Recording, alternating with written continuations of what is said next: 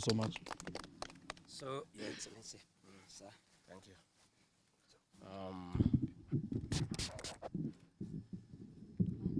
Let me take this opportunity to welcome once more the leaders of Murang'a County Assembly and the Senator, the Honorable Joe Nyoto, for having come to visit me this morning. This is your home. The owner of this home is your daughter. So you are at home. And I have seen you have really been taken care of in a special way by your daughter. Let me say this is a great act of patriotism and selfless leadership. I always tell people to listen to the ground. I've never told the MCAs to listen to the ground because the MCAs are the ground themselves. Because they live there. And I want to thank these leaders because they have come to me with a message from the people of Murang'a that they have very clear instructions to disassociate themselves with bribery and corruption at State House. And what you have done, you have demonstrated leadership, that you respect the people who elected you, and you are satisfied with the salary that the people pay you as taxpayers, and you are not willing to sell your people and what they believe in for little money. It is actually very gratifying that MCAs can refuse a bribe of 300,000 to do the right thing. I really want to commend these great leaders from Murang'a, and I ask the people of Murang'a to identify leaders who are selfless and who cannot sell them. The few leaders from Murang'a who are selling the community and the residents are greedy and are only thinking about themselves. And I've come to the conclusion that we have a few leaders in this region who, if the price is right, they can even sell their own mother. It's really a shame. You know, today what is happening in State House is pure corruption and bribery. The other day, William Ruto was complaining that members of parliament are asking for bribes. But he is a briber in chief in this country. The other day, he called the people of Kiambu and spent 60 million shillings.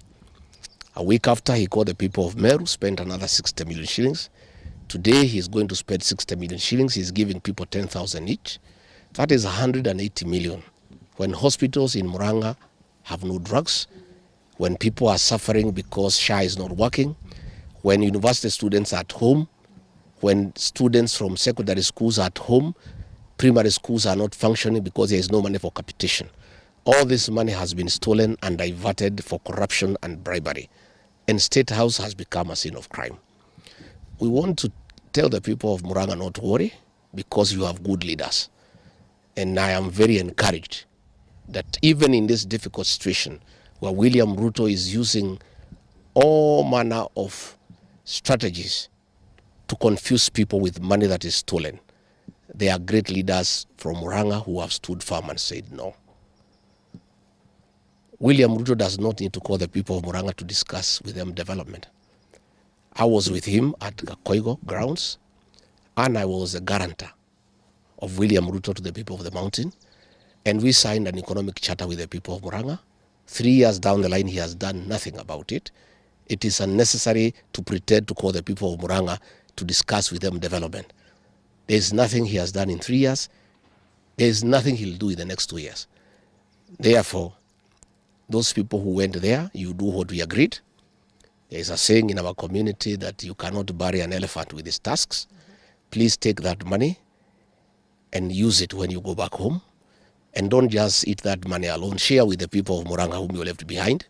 But don't sell your conscience. Don't sell your soul. Because if you do, the people of Murang'a will punish you. They'll punish you and punish you in a very big manner. What is happening in State House is a choreography. It's a strategy by William Ruto to divide the mountain. The other day he called the people of Kiambu and told them to remove themselves to the rest of the mountaineers. The other day he called the people of Meru and told them to remove themselves from the other mountaineers. Even today, he is cheating the people of Murang'a that they have never led and it's their time to lead. And we know for sure he has prepared a small blue wheelbarrow to confuse the people of Murang'a.